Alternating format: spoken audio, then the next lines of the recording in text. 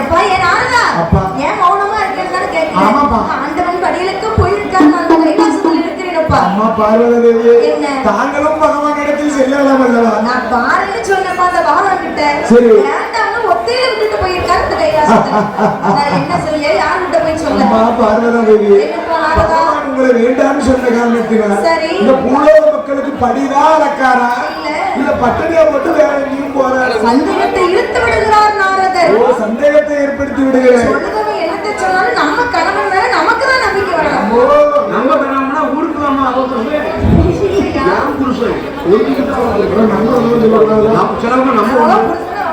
நம்ம ஒன்றாட்டி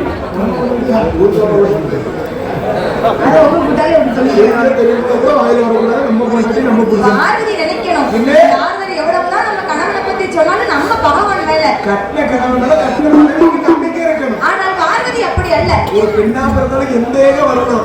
இந்த சந்தேகம் மட்டும் வரவே கூடாது. ஒரு சந்தேகம் வரக்கூடாது. சந்தேகம் மின்வாசல் வந்தா சந்தோஷம் பூரம் பின்வாசல் வெளியிட்டு போயிருமா? பின்வாசல் இல்லாட்டி வீட்டுக்குள்ளே முட்டி கிடக்கும் பாத்துக்கோ.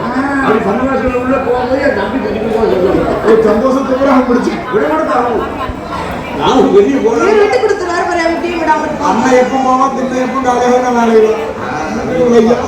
சரி, ராசனம் இருக்கு.